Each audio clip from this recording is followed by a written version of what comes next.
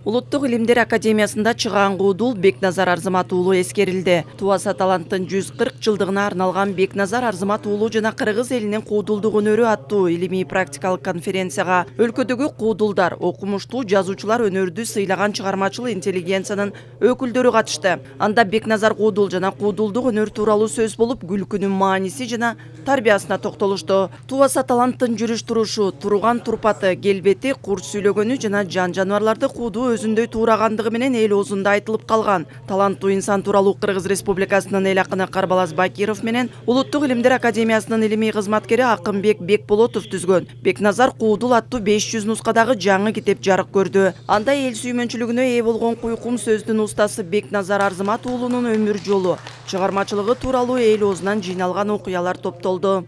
Чындыгында куудулдук өнөр ошол дың бойдон жаткан экен. Биз ошону көрдүк.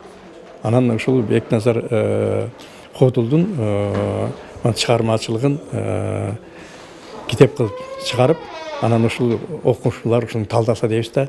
Анткени куудулдар жөн эле элди күлдүрүп койгон эмес. Куудулдар ошол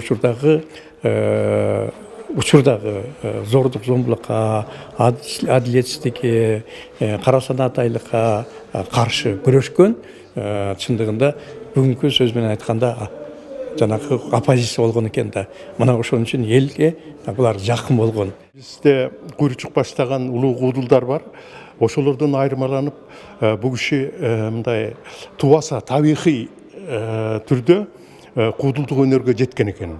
Өзүнүн көрүнүшү, турум-турпаты көргөн кишини күлдүрчүкен да. Анан кийин ошого жараша айыл арасында, көпчүлүктүн арасында жана Токтогул менен бир жүргөн топтолгон элди күлдүргөн дегендей, анын эл сыйлап, чакырып, сөз берип, анын жоруктарына, сөздөрүнө бир курсант болуп, күлүшүп, ошентип жүрүп, Бекназар куудул деп аты чыккан.